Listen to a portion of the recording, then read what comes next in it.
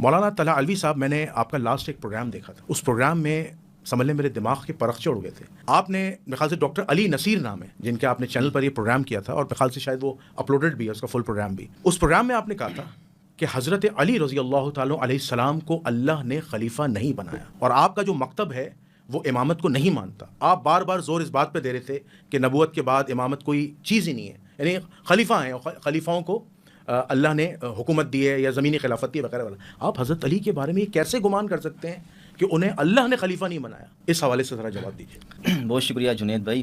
میں چاہوں گا کہ ناظرین اور آپ بھی وہ پروگرام دوبارہ دیکھیں. مولا کائنات کی امامت کا میں نے انکار نہیں کیا تھا، معمور من اللہ ہونے کا انکار کیا تھا، اور اہل سنت والجماعت بھی اسی بات کو بیان کرتے ہیں کہ ختم نبوت کے بعد کوئی بھی معمور من اللہ نہیں ہے. اہل سنت ہوں یا اہل تشیع ہوں، مقدمہ امامت یا نفس امامت پر کوئی اختلاف نہیں ہے. تقرر امام پر اختلاف کہ امام کا تقرر کیسے ہوگا، چونکہ نبوت ختم ہو گئی ہے. اب کیا آسمان سے کوئی رابطہ اب بھی باقی ہے کہ اللہ تعالیٰ لوگوں کے اجتہاد سے یا لوگوں کی باہمی مشاورت سے مسلمانوں کا سیاسی امیر اس منظر عام پر لائے، یا اللہ تعالیٰ خود ہی فیصلہ فرما دے وحی کے ذریعے، الہام کے ذریعے، اس کو آپ جو بھی نام دیں؟ یہ بنیادی اختلاف ہے سنی شیعہ کے ہاں. تو وہاں پر میں نے اس کو واضح کیا تھا کہ سیدنا ابو بکر ہوں، سیدنا عمر ہوں، سیدنا عثمان ہوں، سیدنا علی ہوں یا سیدنا حسن ابن علی ہوں، یہ خلافت راشدہ علی منہاج النبوہ مسلمانوں کی باہمی مشاورت سے منعقد ہوئی ہے، تلوار کے زور پر نہیں ہوئی. یہ اہل سنت کا بنیادی عقیدہ ہے. ان کے پیچھے خدا کی کوئی حجت نہیں کھڑی. جس طرح انبیاء کا انتخاب ہوتا ہے، اہل سنت کے ہاں یہ عقیدہ نہیں ہے کہ ائمہ کا بھی خدا انتخاب کرتا ہے. امام سے مراد قبلہ وضاحت فرمائیں گے مسلمانوں کا سیاسی امیر، یا مسلمانوں کا ہر مشکل سے نجات دینے والا. وہ دین کا مسئلہ ہو، سیاست کا مسئلہ ہو، معیشت کا مسئلہ ہو، کوئی بھی مسئلہ ہو تو مسلمانوں کو مشکل سے وہ نکالے. چونکہ اب انبیاء دنیا سے رخصت ہو گئے ہیں تو انبیاء کے جانشین اب ہماری رہنمائی کریں گے. تو ہم یہ کہتے ہیں کہ وحی کا سلسلہ بند ہو گیا ہے، اب اجتہاد ہے. قرآن و سنت بالکل واضح ہیں. ہر بندہ قرآن و سنت کے واضح دلائل کی روشنی میں خدا کی منشا تک پہنچے گا. خدا کی طرف سے اب کوئی آسمان سے ایسی ہدایت نہیں آئے گی جس کو معمور کہا جا سکے. اگر آپ مجھے اجازت دیں، ایک بڑا اہم سوال. جی آپ نے کہا نبوت رسول اللہ صلی اللہ علیہ وسلم پر ختم ہے، اور قرآن میں حضور کو خاتم النبیین کہا گیا ہے. کیا ایسے الفاظ امامت کے لیے کہے گئے ہیں کہ سلسلہ امامت بھی ختم ہو گیا؟ کیونکہ سلسلہ امامت کا تعلق جو ہے وہ ہدایت سے ہے، اور ہدایت قیامت تک قائم رہے گی. جیسے مسلمانوں کا اکتفا امام مہدی علیہ السلام پہ ہے اور احادیث میں مینشن ہے. آپ قرآن کی کوئی ایسی آیت پیش کر دیں جس سے یہ ثابت ہو جائے کہ امامت کا کوئی عقیدہ نہیں ہے، اور وہ قرآن کی آیت سے ثابت ہو کہ جس طرح نبوت کا دروازہ بند ہو گیا، امامت کا دروازہ بند ہو گیا، یعنی اب انبیاؤں کے علاوہ کوئی اور امام نہیں بن سکتا. اس حوالے سے وضاحت. جی آپ نے بڑی خوبصورت بات کی. اصل بات یہ ہے کہ رسول اللہ پر اللہ تعالیٰ نے جس چیز کا خاتمہ کیا ہے وہ کیا ہے؟ بنیادی سوال یہ ہونا چاہیے کہ آقا علیہ الصلوۃ والسلام پر بند کیا ہو گیا ہے؟ نبوت بند. اب نبوت کیا چیز ہے؟ اہل سنت میں صوفیاء کا مکتب اٹھا لیں، اہل تشیع میں جو اصولی اور کلامی ہیں ان کا آپ دفاتر اٹھائیں کہ نبوت کیا چیز ہے. قرآن مجید نے اس کو جگہ جگہ واضح کیا ہے. اسی کے اندر یہ ساری بحث مہر ثبت ہے کہ اللہ تعالیٰ نے نبوت پر مہر ثبت کی ہے. آسمان سے رابطہ منقطع ہو گیا ہے. تو جب آسمان سے رابطہ منقطع ہو گیا تو اب معمور من اللہ کہاں سے آئے گا؟ تو الگ سے کوئی آیت آپ کو دکھائیں لفظ با لفظ. ختم نبوت والی آیت کو واضح کر دیا جائے کہ اس آیت کے اندر رسول اللہ کی نسبت سے جو بات بیان کی جا رہی ہے وہ کیا. معذرت کے ساتھ میں مثال دوں گا، کھانا پینا بند ہو گیا، آنا جانا بند ہو گیا، مسلمانوں سے کنیکشن بند ہو گیا. کس چیز پر یہاں مہر لگ گئی ہے؟ اور اللہ تعالیٰ اب یہ بتانا چاہ رہے ہیں کہ اب دی اینڈ ہو گیا ہے. وہ جو دی اینڈ ہے نا وہ واضح ہو جائے تو وہ آیت بھی سامنے آ جائے گی کہ امامت کے لیے الگ سے کوئی آیت دکھانی ہے یا نہیں دکھانی. اور اگر وہ آیت جب واضح ہوگی تو پھر میں آپ کو بتاؤں گا کہ مسلمانوں میں کون کون آیت ختم نبوت کے نام پر نقب زنی کر رہا ہے. چلیے اچھا، میرا یہی سوال ہے علامہ حافظ سجاد علی زہرائی صاحب سے. زہرائی صاحب آپ کے سامنے موقف آ گیا مولانا طلحہ علوی صاحب کا کہ انہوں نے واضح کہہ دیا کہ مولا کائنات علی بن ابی طالب علیہ السلام جو ہیں ان کو مسلمانوں نے خلیفہ بنایا. انہوں نے ایک پولیٹیکل لیڈر کی ایک مثال دی جیسے حضرت ابو بکر، عمر، عثمان، اور پھر انہوں نے کہا کہ اللہ نے ان کو براہ راست نہیں بنایا جیسے قرآن میں انبیاء کا ذکر ہے. کیا آپ اس بات سے اتفاق کرتے ہیں؟ جنید بھائی، اس سے پہلے میں کافی دفعہ بیٹھ چکا ہوں، ان موضوعات پر بات کر چکا ہوں، سوالات اٹھا چکا ہوں. آپ نے جو ابھی سوال کیا یہ تھوڑا سا ناقص تھا، اس کو میں کامل کروں گا. جی. اس سے پہلے کہ میں اپنا جواب دوں پورا، ایک سوال مفتی صاحب سے میں کرنا چاہوں گا. مفتی صاحب یہ بتائیں کہ امام مہدی اب آئیں گے وہ معمور من اللہ ہوں گے یا لوگوں کی طرف سے ہوں گے؟ چلے آپ نے بڑا اچھا سوال ابھی سے کر دیا کہ سیدنا امام مہدی علیہ الصلوۃ والسلام کی نسبت سے جو روایات کتب سنہ کے اندر موجود ہیں نا، ان ساری روایات کو نکال کر ہم اگر پڑھ لیں تو میں نے شاید آپ سے پہلے بھی بات کی اور کئی شیعہ علماء سے بھی بات ہوئی کہ ایک ہے اطلاقی موضوعات پر گفتگو کرنا اور ایک ہے اصولی موضوعات پر گفتگو کرنا. کون امام ہے کون امام نہیں اس پر بات ہو سکتی ہے، لیکن اس کے پیچھے جو مقدمہ ہے اگر وہ واضح ہو جائے تو حضرت مہدی کا بھی جو سٹیٹس ہے وہ واضح ہو جائے گا. آپ کے سوال کے جواب میں کہ حضرت مہدی کی امامت پر ہمیں دلیل کہاں سے ملتی ہے؟ روایات سے. اہل سنت والجماعت کا متفقہ نظریہ ہے، ابن حزم کے استثناء کو چھوڑ کر کہہ رہا ہوں، کہ اخبار احاد ظن کا فائدہ دیتی ہیں اور مہدی علیہ السلام کی نسبت سے ساری روایات اخبار احاد ہیں. تو یہ کوئی عقیدے کی چیز نہیں ہے. آقا علیہ الصلوۃ والسلام نے قرب قیامت اپنے خاندان کے افراد میں سے ایک فرد کی سیاسی بصیرت کو بیان کیا ہے. ہم اس روایت کو یوں دیکھتے ہیں. مطلب اللہ کی طرف سے نہیں ہوں گی نا؟ کسی حدیث میں نہیں ہے. اچھا ٹھیک ہے، صحیح ہے. میں ان کا جواب جاننا چاہ رہا تھا. چلو اچھا ہوا ایک چیز بات ہے.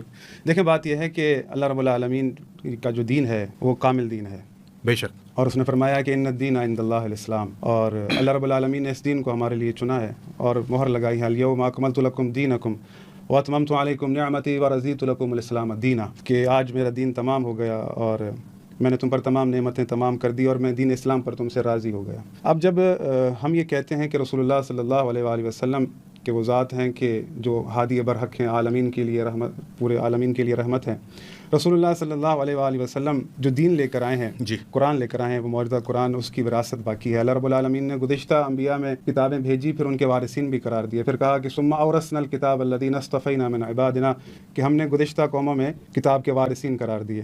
تو ہم بھی، ہمارا بھی ایک کانسیپٹ ہے کہ اللہ کے رسول جو قرآن لے کر آئے ہیں اس کے بھی وارثین اللہ کے رسول نے خود قرار دیے ہیں اور یہ مہر لگائی ہے کہ میں تمہارے درمیان قرآن اور اہل بیت چھوڑے جا رہا ہوں. یہ ایک بہت بڑا فلسفہ ہے. دوسری بات یہ کہ ہمیں کلام خدا پر غور کرنا چاہیے کہ ایک تو سوال جو آپ نے کیا، میں چاہتا ہوں کہ اس کو کامل کریں، کہ حضرت ابراہیم علیہ الصلوۃ والسلام نے اللہ رب العالمین سے دعا مانگی. اللہ رب العالمین نے جب انہیں امامت عطا کی، انی جاعلک للناس اماما، تو انہوں نے کہا کہ قال ومن ذریتی، تو اللہ رب العالمین نے دعا کو قبول کیا کہ آپ کی ذریت میں رکھوں گا، لیکن لا ینال عہد الظالمین، کہ یہ عہدہ کسی ظالم کے پاس نہیں جائے گا. تو یہ جو دعا حضرت ابراہیم علیہ الصلوۃ والسلام نے مانگی تھی، یہ قیامت تک کے لیے تھی، نہ کہ ایک مخصوص مدت کے لیے. اور اللہ رب العالمین نے یہ فرما دیا کہ یہ عہدہ کبھی بھی کسی ظالم کے پاس نہیں جائے گا. یعنی عہدہ پہلا ملا ہے حضرت ابراہیم علیہ الصلوۃ والسلام کو، وہ اپنی ذریت میں مانگ رہے ہیں، اور اللہ رب العالمین کہہ رہا ہے کہ یہ قیامت تک ظالم کے پاس نہیں جائے گا. تو یہ یعنی قید لگی ہے. اللہ رب العالمین نے جو دعا ان کی مستجاب کی ہے اور یہ فرمایا ہے کہ یہ عہدہ کسی ظالم کے پاس نہیں جائے گا، تو اس میں وقت کی کوئی قید نہیں ہے آیت کے اندر. اگر آپ غور و فکر کریں، رسول اللہ صلی اللہ علیہ وآلہ وسلم کو اللہ رب العالمین نے آخری نبی بنایا تو اس کی آیت بھیجی ہے، لیکن امامت کو تمام کیا ہے اس کی کوئی آیت نہیں ہے. حضرت نے کہا کہ ہدایت کا کوئی سلسلہ اللہ کی طرف سے نہیں ہے. مجھے بڑا تعجب ہوا. اللہ رب العالمین اپنے کلام میں فرماتا ہے کہ انا علینا للہدیٰ، کہ یہ ہدایت کا عہدہ ہمارے اوپر ہے. اور اللہ رب العالمین اگر ہدایت کو ہی اٹھا لے تو پھر دنیا فنا ہے، کسی کام کی نہیں ہے اس دنیا کے اندر کوئی ہادی نہ ہو. دوسری بات یہ کہ اللہ رب العالمین نے تمام انسانیت سے خطاب کیا تھا، نہ کہ مخصوص لوگوں کے ساتھ. یہ تمام حضرت آدم علیہ الصلوۃ والسلام کے توسط سے تمام انسانیت سے خطاب تھا. سورہ بقرہ میں بھی آیت موجود ہے، سورہ طٰہٰ میں آیت موجود ہے کہ سورہ بقرہ میں اس طرح سے ہیں کہ قُلْ نَهْبِطُوا مِنْهَا جَمِيعًا، کہ تم سب نیچے اتر جاؤ. فَإِمَّا يَأْتِيَنَّكُم مِّنِّي هُدًى، جب تمہارے پاس میری طرف سے ہدایت آ جائے. فَمَنِ اتَّبَعَ هُدَايَا، پھر جس نے بھی میری اس ہدایت کی اتباع کی، فَلَا خَوْفٌ عَلَيْهِمْ وَلَا هُمْ يَحْزَنُونَ، پھر اسے نہ ہی کوئی خوف ہوگا، نہ ہی اسے کوئی رنج ہوگا، نہ ہی کوئی غم ہوگا. پھر سورہ طٰہٰ میں فرمایا قُلْ نَهْبِطَا مِنْهَا جَمِيعًا فَإِمَّا يَأْتِيَنَّكُم مِّنِّي هُدًى فَمَنِ اتَّبَعَ هُدَايَا فَلَا يَضِلُّ وَلَا يَشْقَىٰ، کہ تم نیچے اتر جاؤ جب تمہارے پاس میری طرف سے ہدایت آ جائے.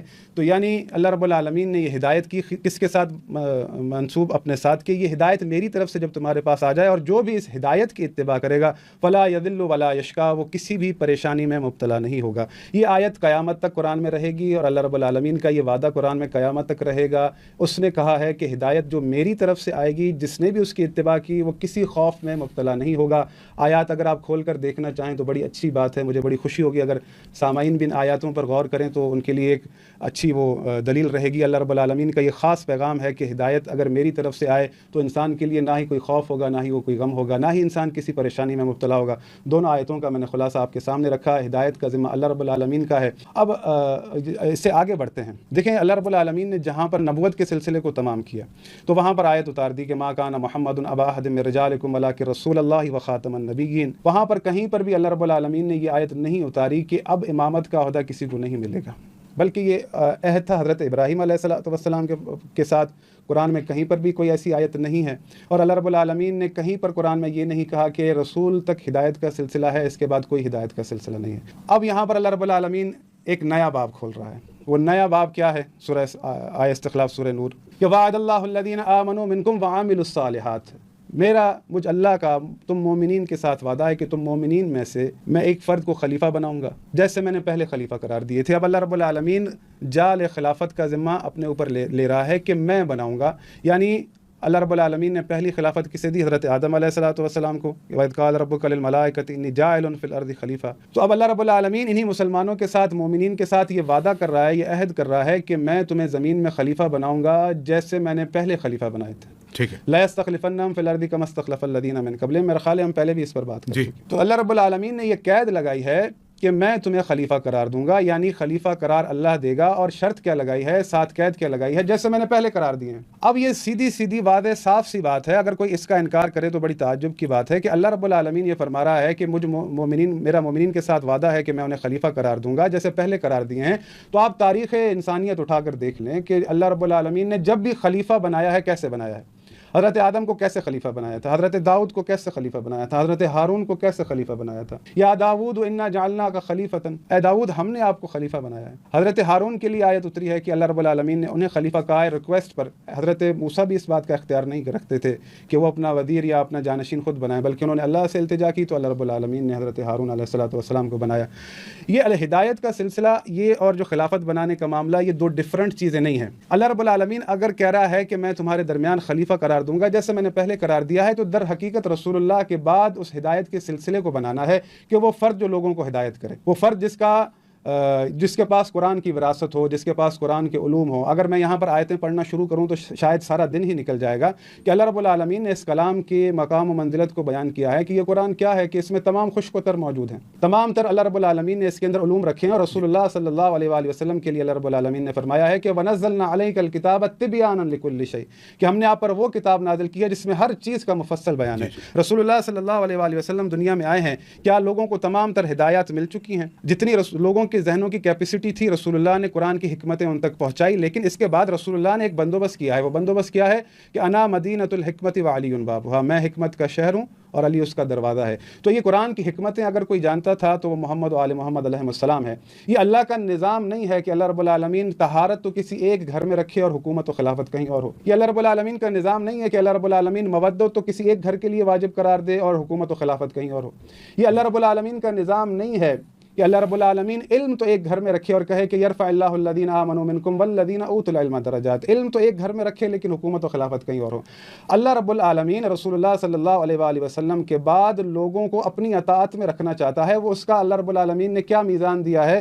اطیعوا اللہ و اطیعوا الرسول و اولو الامر منکم. اس اطاعت کو اللہ رب العالمین چاہتا ہے. اچھا قبلہ، یہاں پہ ایک سوال بڑا اہم بنتا ہے. جی دیکھیں، اہل سنت والجماعت کا بڑا سخت اعتراض ہے. آپ نے جتنی قرآن کی آیات پڑھی، انبیاء کے حوالے سے پڑھی، انبیاء کی خلافت اور زمینی خلافت کے حوالے سے پڑھی، تو اہل سنت یہ کہتے ہیں کہ ان آیات کے اندر جو صریحاً ذکر ہے وہ انبیاء کا ہے، اس میں حضرت علی کا ہے، دیگر ائمہ اہل بیت کا ہے، کہ ان کے بارے میں یہ آیا. دیکھیں اللہ رب العالمین نے نہیں فرمایا وَكُلَّ شَيْءٍ أَحْصَيْنَاهُ فِي إِمَامٍ مُبِينٍ. پہلے بھی آپ نے یہ سوال کیا تھا، میں آپ کو کلیئر کر چکا ہوں. اللہ رب العالمین فرما رہا ہے وَكُلَّ شَيْءٍ أَحْصَيْنَاهُ فِي إِمَامٍ مُبِينٍ. ہم نے ہر چیز کو ضبط کر دیا ہے کس میں؟ امام مبین کے اندر. یہ آیت کہاں پر ہے؟ سورہ یاسین کے اندر. تو جب یہ ساری باتیں ضبط کر دی ہیں قرآن کے اندر، اگر ہم وہ ساری اس کا فیصلہ کون کرے گا؟ آیت حضرت علی کے بارے میں. بالکل آپ اپنی تفاسیر میں اٹھا کر دیکھ لیں. میں آ رہا تھا اس کی طرف. نہ فقط شیعہ تفاسیر بلکہ آپ کی تفاسیر میں بہت ساری کتب احادیث میں موجود ہے. بلکہ میں ابھی آپ کو سرچ کر کے نکال دیتا ہوں کہ کس کس کتاب کے اندر یہ حدیث موجود ہے. اور امیر المومنین کی شان میں یہ آیت نازل ہوئی ہے کہ اللہ رب العالمین نے فرمایا وَكُلَّ شَيْءٍ أَحْصَيْنَاهُ فِي إِمَامٍ مُبِينٍ. ہم نے ہر چیز کو امام مبین میں ضبط کر دیا ہے. تو یہ تمام کے تمام علوم کی بات ہے جو کہ امیر المومنین علی علیہ الصلوۃ والسلام کو اللہ رب العالمین نے عطا کی ہیں. رسول اللہ کے علم کا وارث قرار دیا ہے. اور رسول اللہ نے اگر یہ کہا ہے کہ میں آپ کے درمیان قرآن اور اہل بیت چھوڑے جا رہا ہوں، در حقیقت ان کی سپر میسی کی بات ہے کہ قرآن کے ہم پلہ قرار ان کو رسول اللہ نے قرار دیا ہے. آپ رسول اللہ کی اطاعت کی بات چل رہی تھی کہ اللہ رب العالمین نے پھر ایک اور باب یہ کھولا ہے کہ اطیعوا اللہ و اطیعوا الرسول و اولو الامر منکم. اللہ رب العالمین یہ چاہتا ہے کہ ہم اطاعت کریں اللہ کی، اس کے رسول کی، اور جو صاحبان امر ہیں ان کی اطاعت کریں تم میں سے. اب رسول اللہ خود اولو الامر ہیں اور ان کی موجودگی میں اس اللہ رب العالمین نے اس آیت کو بھیجا ہے. رسول اللہ خود اولو الامر ہیں، ان کی موجودگی میں اولو الامر کی اطاعت کا حکم آیا ہے. تو اس کی تفسیر، اس کی تشریح کرنا رسول اللہ کی ذمہ داری ہے. کیونکہ رسول اللہ لوگوں کو یہ تک بتا رہے ہیں کہ آپ نے مال کیسے خرچ کرنا ہے. رسول اللہ لوگوں کو یہ تک بتا رہے ہیں کہ یتیموں کے ساتھ آپ نے کیا سلوک کرنا ہے. دین آپ کا سارا آپ کو رسول اللہ بتا رہے ہیں. تو یہ ممکن نہیں ہے کہ اب اللہ رب العالمین جس کی اطاعت کا حکم دے رہا ہے، دیکھیں یہ اطاعت پاک و پاکیزہ اطاعت ہوتی ہے اللہ کی، اور اس بات سے آپ اپنی جان نہیں چھڑوا سکتے کہ اگر وہ کوئی اچھا کام کرنے کو کہے تو اطاعت کرو، اگر کوئی برا کام کرنے کو کہے تو اطاعت نہ کرو. تو در حقیقت اللہ رب العالمین نے پھر آپ کو منجدار میں پھنسایا ہوا ہے. اللہ رب العالمین کا یہ قانون نہیں ہے، یہ اللہ رب العالمین کا تقاضا ہے کہ رسول اللہ کے بعد ان کی مسند پر وہ شخص بیٹھے جس کے پاس تمام کے تمام علوم ہوں، جو گناہوں سے دور ہو، جو معصوم ہو. اللہ رب العالمین رسول اللہ کی اطاعت کے لیے فرماتا ہے کہ من یطع اللہ والرسول، جو بھی اللہ اور اس کے رسول کی اطاعت کرتا ہے، فاولئک مع الذین انعم اللہ علیہم من النبیین والصدیقین والشہداء والصالحین وحسن اولئک رفیقا. کہ اللہ رب العالمین یہ فرماتا ہے جس نے بھی اللہ اور اس کے رسول کی اطاعت کی تو اللہ رب العالمین اس کا انعام کیا دے گا اطاعت کرنے والے کو، کہ اس کو رفاقت دے گا. کس کی رفاقت دے گا؟ انبیاء کی، صالحین کی، شہداء کی. وحسن اولئک رفیقا. اور اللہ رب العالمین کہہ رہا ہے دیکھو کس قدر بھلی رفاقت ہے یہ، کہ معاشر میں تم اللہ اور اس کے رسول کی اطاعت کے بعد جب جا رہے ہو تو تمہیں رفاقت کس کی مل رہی ہے؟ انبیاء کی، صلحاء کی، شہداء کی. اب اللہ رب العالمین اس پاک و پاکیزہ اطاعت کو کیا کسی ایسی چیز کے ساتھ مخلوط کر سکتا ہے کہ انسان منجدار میں ہو اور وہ فلٹر خود کرے کہ یہ جو صاحب امر کی طرف سے حکم آ رہا ہے آیا یہ ٹھیک ہے یا نہیں ہے، آیا یہ برا ہے یا خراب ہے؟ اگر یہ ہے تو پھر ہر شخص کو، مسلمان کو مجتہد بننا پڑے گا اور وہ فلٹر کرے گا کہ جو بھی امور آ رہے ہیں کہ وہ صحیح ہیں یا غلط ہیں. پھر تو سمجھ لیں کہ جن لوگوں میں یہ کوالٹی پیدا ہو جائے نا کہ بھئی وہ تشخیص دے سکیں کہ یہ حکم اچھا ہے یہ برا ہے، تو وہ جو شخص صاحب امر بنائے اس سے زیادہ یہ حق رکھتا ہے کہ وہ صاحب امر بنے، کہ اس کے پاس یہ کوالٹی ہے کہ وہ چیزوں کو فلٹر کر رہا ہے، اس کے پاس یہ اتنی دیکھیں اللہ رب العالمین نے ہمیں عقل دی ہے. مجھے بڑا افسوس ہوا کہ مفتی صاحب کے اس جواب سے کہ امام مہدی علیہ الصلوۃ والسلام آئیں گے، وہ سیاسی بصیرت کے لیے کہا ہے. رسول اللہ صلی اللہ علیہ وآلہ وسلم کی وصیت کو انہوں نے اس طرح سے پیش کیا، مجھے سمجھ لیں کہ دل میں ایک دکھ سا اٹھا کہ رسول اللہ صلی اللہ علیہ وآلہ وسلم، یعنی کوئی ایسا محدث نہیں ہے جنہوں نے امام مہدی علیہ الصلوۃ والسلام کے لیے نہیں لکھا. اور کیا کہا کہ وہ اللہ رب العالمین کا امر ہیں، پوری دنیا میں اسلام کو نافذ کریں گے، شرق و غرب سے اسلام یعنی شرق و غرب اسلام کے رنگ سے رنگ جائے گا، یعنی ایک دین نافذ ہوگا، اللہ رب العالمین کا امر نافذ کریں گے. وہ وعدہ اللہ رب العالمین کا جو انبیاء کے ساتھ وہ تمام کے تمام وعدے امام مہدی علیہ الصلوۃ والسلام پورے کریں گے. یعنی وہ شخصیت کی جس کی پیشن گوئی رسول اللہ کر رہے ہیں اور آج مفتی صاحب کہہ رہے ہیں کہ وہ ایک سیاسی بصیرت کے لیے ہے، تو بھائی بات یہ ہے کہ یہ سیاسی بصیرت کے لیے 1400 سال بعد ایک فرد کی ضرورت ہمیں پڑ رہی ہے. اس سے پہلے جو زمانہ ہے تو کیا ہمیں ان چیزوں کی ضرورت نہیں ہے؟ اللہ نے ہم سے نہیں کہا کہ واعتصموا بحبل اللہ جمیعا ولا تفرقوا، کہ اللہ کی رسی کو مضبوطی سے تھامو. جی میں اپنی بات تمام کر رہا ہوں. تو اللہ کے رسول صلی اللہ علیہ وآلہ وسلم نے وہ ہمیں راہ دکھا دی ہے کہ ہم در بدر نہ بھٹکیں، اور ہمیں بتا دیا ہے کہ آپ کی فلاح و بہبود اسی میں ہے. آپ چاہتے ہیں کہ گمراہی سے بچیں تو قرآن اور اہل بیت میں آپ کے درمیان چھوڑے جا رہا ہوں. تو اللہ کے رسول صلی اللہ علیہ وآلہ وسلم نے اگر امیر المومنین علی علیہ الصلوۃ والسلام کو فقط ذوالعشیرہ دعوت ذوالعشیرہ کے اندر ہی ان کی خلافت کا اعلان کر دیا تھا، اور غدیر میں ان کا نامینیشن کا اللہ کے رسول نے اعلان کیا ہے اور یہ فرمایا ہے کہ من کنت مولا فہذا علی مولا، جس کا میں مولا ہوں اس کا علی مولا ہے. امام حسن حسین کے لیے اللہ کے رسول نے کیا کہا؟ یہ تمام تر باتیں کیا ابس ہیں، بے فائدہ تھیں، کہ فقط ان کی فضیلت کے لیے تھی؟ یعنی ان کو چھوڑ کر آپ یزید کو بٹھائیں گے، آپ آل مروان کو بٹھائیں گے، کہ پھر یہ سیاسی بصیرت ان کی طرف لے جائیں گے. تو پھر اس حساب سے امام حسین کو، امیر المومنین کو، امام حسن کو کوئی سیاسی بصیرت تھی ہی نہیں، یہ باقی لوگ زیادہ وہ حق رکھتے تھے. یہ کیسا انصاف ہے؟ یہ کیسی قضاوت ہے؟ یہ سمجھ نہیں آئی. اچھا، آپ نے علامہ حافظ سجاد علی زہرائی صاحب کا تو کمپلیٹ موقف دیکھ لیا، تو انہوں نے مختلف بات کی ہیں. انہوں نے کہا ہے کہ جو قرآن مجید میں جو آیات ہیں اس میں سلسلہ جو امامت ہے، سلسلہ امامت پر مہر نہیں لگی، سلسلہ امامت اور ہدایت کا سلسلہ جاری رہا. اس میں سب سے بہترین انہوں نے مثال دی قرآن مجید کی آیت سے ابراہیم علیہ السلام کی اور ان کی دعا کی کہ ان کی اولادوں میں بھی امامت سلسلہ چلے اور لوگوں کے لیے ہدایت بنے. دوسری بات وصیت کے اعتبار سے کہ وصیت کو اہل تشیع مانتے ہیں، آپ لوگ وصیت کے انکاری ہیں، جس کی وجہ سے امام مہدی کی شخصیت کے متعلق بھی آپ نے کہا کہ آپ انہیں سیاسی شخصیت مانتے ہیں، پولیٹیکل لیڈر مانتے ہیں. پھر آپ کے سامنے دو چیزیں علامہ صاحب نے مینشن کی آیت استخلاف کے حوالے سے کہ یہ ائمہ اہل بیت علیہ السلام کے شان میں، اور پھر امام المبین کے حوالے سے جو انہوں نے قرآن کی آیت پڑھی کہ یہ حضرت علی علیہ السلام کے لیے مخصوص ہے. اس حوالے سے آپ کا کیا موقف ہے؟ ماشاءاللہ قبلہ نے کافی آیات تلاوت کی ہیں. یہاں پر بنیادی سوال ہی میں رکھوں گا. ہمارے ہاں 1200 سال سے مسلمان امت، شیعہ ہوں یا سنی ہو، تفاسیر کے اندر چند ایک تفاسیر کو چھوڑ کر میں عرض کروں گا خدا کا مدعا آج تک واضح نہیں ہو سکا. ہزاروں ہم آیتیں سنا دیتے ہیں اور اس کے کانٹیکس میں اور بھی بہت سی چیزیں لے کر آ جاتے ہیں.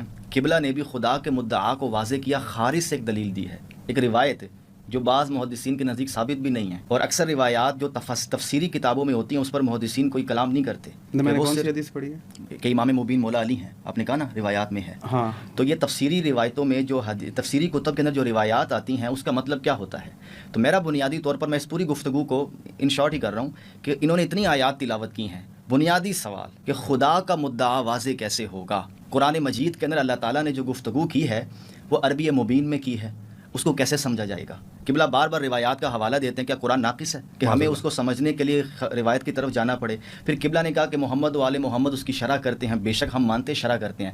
ایک ہے براہ راست محمد و آل محمد سے قرآن کی آیت کی تفسیر سننا، اور ایک ہے سیکنڈ پرسن آ کر مجھے بتا رہا قال جعفر الصادق، تو اس کو بھی کیا حجت مانا جائے گا؟ اس لیے ائمہ اہل بیت سے منسوب ایک روایت ہے اور صحیح روایت ہے. ائمہ اہل بیت ارشاد فرماتے ہیں کہ ہماری نسبت سے، بلکہ آقا علیہ السلام کا بھی فرمان ہے، خطیب بغدادی نے اس کو نقل کی کہ ہماری نسبت سے کوئی روایت اگر قرآن سے متصادم ہو تو دیوار پہ مار دو. تو وہ خود فرما رہے کہ سٹینڈرڈ تو قرآن مجید ہے، یہ قبلہ سٹینڈرڈ روایات کو بنا رہے ہیں.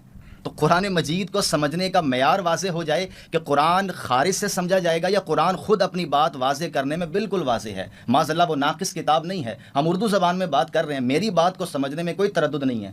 خدا کی بات کو سمجھنے کے لیے خدا کو الگ سے ہادی بھیجنے ہیں. معاذ اللہ استغفر اللہ، یہ سب سے بڑا اعتراض مستشرقین کا ہے کہ آپ کی کتاب ہی ناقص ہے، اس میں تو وراثت کے احکام ہی ثابت نہیں ہیں، اس میں تو فلاں آیت میں یہ مسئلے ہیں. تو خدا کی کتاب معاذ اللہ اتنی ناقص ہے کہ ایک بندہ مومن، خدا کہتا ہے نا ھذا بلاغ للناس، یہ پیغام ہے انسانوں کے لیے. بھائی وہ تو سمجھ سے بالا تر ہے، ہادی کے بغیر تو سمجھ نہیں آئے گا. طلبہ ان کا ایک پوائنٹ ہے، بڑا اہم پوائنٹ ہے. انہوں نے کہا کہ استخلاف آیت کی بات آپ کر لیں یا امام المبین کی بات کر لیں، آپ شیعہ سنی دونوں تفاسیر اٹھائیں، ٹھیک ہے؟ ان میں مفسرین نے، اب ظاہر سی بات ہے بڑے بڑے مفسرین ہیں، جیسے تفسیر بغوی ہے، اسی طرح تفسیر ابن ابی حاتم ہے، اور اسی طرح تفسیر در منصور ہے، اور اسی طرح کئی ایسی تفاسیر ہیں جو معتبر تفاسیر ہیں. یقیناً مفسرین نے جو اس کی شرح لکھی ہوگی یا جو اس کی آیت کی شان نزول بیان کی ہوگی، اس میں بھی ظاہر سی بات ہے صحیح الاسناد احادیث آفٹر ویریفیکیشن لکھی ہوگی. تو کیا آپ ان کی بات سے اتفاق نہیں کر سکتے کہ یہ آیات جو آیت استخلاف ہیں یا جو امام المبین کی بات کی ہے یہ ائمہ اہل بیت علیہ السلام کے بارے میں، یا اس کا مطلب کچھ اور ہے؟ اسی طرف آ رہا ہوں نا. یہ کہہ کہ روایت کو آپ نے قرآن کے ساتھ ریلیٹ کر کے بیان کر دیا. مولا کی فضیلت میں کوئی مسئلہ نہیں ہے، آپ اس کو خدا کا مدعا بنا کے پیش کر رہے ہیں. تو خدا کا مدعا تو قرآن میں آئے نا، یہ خارج میں کیا کر رہے ہیں جس کو تحقیق کر کے لکھنا پڑ گیا. پھر آیت بے ادب اللہ نے بھیجی ہے فقط فضیلت کے لیے. یہی میں عرض کر رہا ہوں. اب خدا نے آیت بھیجی ہے تو کیسے پتہ چلے امام مبین سے مراد کیا ہے؟ کیسے پتہ چلے؟ اب خارج میں قبلہ نہ جائیں، کسی روایت کا حوالہ نہ دیں، براہ راست متن پہ گفتگو کر کے بتائیں کہ خدا وہاں کیا بات کر رہا ہے، ورنہ معاذ اللہ یہ کہنا پڑے گا کہ خدا اپنی باتیں بیان کرنے میں معاذ اللہ ادھورا ہے. وہ تو نبی کریم صلی اللہ علیہ وسلم کے ذریعے بیان کرے گا. نہیں، میں وہی قرآن کا سب سے بڑا مفسر نبی کریم صلی اللہ علیہ وسلم. میں اسی کی طرف آ رہا ہوں کہ رسول اللہ شارع ہیں، آل محمد شارع ہیں. تو میں نے پہلے عرض کیا کہ براہ راست رسول اللہ سے کوئی بات سنی جائے یا آل محمد سے سنی جائے کوئی مسئلہ نہیں ہے. ہمیں راوی بتا رہے ہیں، چین آف نیریٹر ہے، اس پہ تو تحقیق ہوگی نا. اور امام باقر کا قول میں نے نقل کیا ہے کہ کوئی روایت قرآن سے متصادم ہو تو وہ ہمارا فرمان ہی نہیں ہے. تو یہ کیسے متعین ہوگا کہ روایت قرآن کے خلاف جا رہی ہے؟ ہم تو آیت کو سمجھنے کے لیے روایت کا سہارا لے رہے ہیں. آئمہ فرما رہے ہیں ہماری باتیں سمجھنے کے لیے قرآن کا سہارا لو. بات کو سمجھیں، آئمہ فرما رہے ہیں ہماری باتوں کو سمجھنے کے لیے قرآن کا سہارا لو. قبلہ نے آیت کو سمجھانے کے لیے روایت کا سہارا لے لیا، اور وہ بھی خبر واحد جو ظنی ہوتی ہے. تو آپ اس کا فہم بیان کریں کہ امام المبین کتاب کی بات ہو رہی ہے، جی امام سیاق میں جائے نا. امام مبین تورات کو بھی کہا گیا، لوح محفوظ کو بھی کہا گیا، پورا قرآن اٹھائیں. تبھی میں نے کہا قرآن کو سمجھنے کا معیار کیا ہے، وہ فطری معیار، وہ سائنٹیفک ریسرچ میتھڈالوجی سامنے رکھیں کہ کوئی ذی روح صاحب فراست آدمی اس کا انکار نہ کر سکے. سنی تفاسیر کا منہج الگ ہے، شیعہ تفاسیر کا منہج الگ ہے. اس لیے میں نے کہا نا آزاد خیالی کے ساتھ براہ راست خدا کی اس کتاب کا مطالعہ کیا جائے، جو بات صحیح ہے، جو بات صائب ہے اس کو قبول کیا جائے. تو اس نے یہ کہہ دیا، اس نے وہ کہہ دیا، آپ نے حوالے دیے مفسرین کے، آپ نے بھی کہا ان کے ہاں تو صرف امام معصوم ہوتا ہے. تو یہ دھونس کس کو دے رہے ہیں؟ ہمارے یہاں کوئی معصوم نہیں انبیاء کے علاوہ. سب سے غلطی ہو سکتی ہے، صحابہ سے بھی ہو سکتی ہے. جو قرآن کہے گا، جو سنت کہے گی، اور اس کے تابع جو اخبار احاد ہیں وہ بات حق ہے. میری سمجھ میں غلطی ہو سکتی ہے، اب وہ متعین کیسے ہوگی کہ میں نے غلطی کیا؟ اس کا بھی وہی طریقہ ہے کہ لیکن ابھی تک واضح نہیں ہوا کہ قرآن جو بات کہہ رہا ہے وہ کیسے متعین ہوگی. امام باقر کا فرمان بھی میں نے سنا دیا. استخلاف کی طرف جائیں، حضرت ابراہیم کی اس دعا کی طرف جائیں، وہ سیاق پڑھ لے، وہاں بھی بات کچھ اور ہو رہی ہے. لیکن میں اپنا مدعا بیان نہیں کروں گا کہ ہم قرآن کو کیسے دیکھتے ہیں. قبلہ سے پوچھ لیتے ہیں امام باقر کیا فرما رہے ہیں. اگر قرآن غیر واضح ہے تو امام باقر اپنے کلام کو قرآن کے لیے سٹینڈرڈ کیوں بنا رہے ہیں؟ اور امام مبین اگر مولا علی ہیں تو اس روایت کو بھی قرآن پر پیش کیا جائے نا کہ وہ آیت کیا. آپ یہ چاہ رہے ہیں کہ مولا علی کا نام کیا واضح مینشن ہوتا ہے؟ میں یہ نہیں کہہ رہا، میں یہ کہہ رہا ہوں کہ آپ بعض اوقات ایسا ہوتا ہے کہ روایات پیش کی جاتی ہیں آیت کے تاریخی پس منظر کو بیان کرنے کے لیے، وہ خدا کا مدعا نہیں ہوتی. اور یہ اصول سرکسی اٹھا لیں، الاتقان اٹھا لیں، جتنی بھی اصول تفسیر کی کتابیں وہ اٹھا لیں کہ اسباب نزول پر کیا کہا ہے ائمہ نے، کہ شان نزول کبھی بھی خود متکلم کی مراد اور منشا نہیں ہوتی. شان نزول، انہوں نے شان نزول پیش کیا، شان نزول کبھی بھی متکلم کی منشا و مراد نہیں ہوتی. اگر یہ آپ کو ابھی مثال کے طور پر امام المبین کے حوالے سے حدیث تواتر پیش کر دیں، حدیث میں شیعہ ہو تواتر، جاؤں گا، ایک بھی پیش کر دیں حدیث متواتر، حدیث متواتر یہ بھی پوچھ کر دیں کہ امام المبین سے مراد حضرت میں علی آپ کے ہیں، سامنے کہہ رہا ہوں میں شیعہ ہو جاؤں گا، جس میں آپ کو ماننے میں کسی قسم کی بھائی وہ نہ ہو. حدیث متواتر لے آئیں شیعہ ہو جاؤں گا. کیونکہ حدیث متواتر حجت ہوتی ہے، بے شک، جیسے حدیث ثقلین ہے. بے شک لے آئیں نا حدیث متواتر. سب اگر اخبار آپ کا اگر مقدمہ مکمل ہو گیا تو میں پھر قبلہ کی طرف جاؤں. بالکل ٹھیک، ٹھیک بات کر لیں. دیکھیں مجھے بڑا افسوس ہو رہا ہے کہ جو چیز میں نے بیان کی ہے سلسلہ ہدایت کو کہ اللہ رب العالمین نے اپنے ذمے لیا ہے اور ساری چیزیں، اس کا کوئی جواب نہیں میں نے دیا عرض گیا. کر دیا قبلہ. نہیں میری بات سنیں نا، دیکھیں الٹا آپ نے جو ہے نا وہ کہا کہ بھئی یہ جو ہے بات یہ ہے کہ یہ بات کر رہے ہیں کہ کالا جعفر، تو بات یہ ہے کہ کالا رسول اللہ کر کے پھر آپ نے کیا کیا ہے. آیت اتر رہی ہے اقیم الصلاۃ، پہلے بھی آپ سے کہا تھا، تو نماز کہاں لکھی ہے قرآن کے اندر؟ بتا دیتے ہیں بھئی کیسے نماز پڑھنی ہے آپ دکھا دیں، بسم اللہ آیتیں پڑھنا شروع کر دیں ابھی سے، بتا دیتے ہیں ابھی بتا دیں، بتا دیں رکوع کیسے ہوگا، سجدہ کیسے ہوگا. عرض کر دیتے ہیں. جی جی تاریخ کے اندر یہ سب باتیں معلوم ہیں، میں عرض کر رہا ہوں، سن لیں. قرآن آپ بھی جانتے ہیں، میں بھی جانتا ہوں کہ قرآن اللہ کی آخری کتاب ہے، پہلی کتاب نہیں ہے. ٹھیک ہو گیا. نماز رسول خدا سے سٹارٹ ہوئی ہے. ہاں آدم علیہ السلام نماز نہیں پڑھتے تھے. اس کا مطلب صلاۃ کا تصور اور صلاۃ کیا ہوتی ہے سب جانتے ہیں.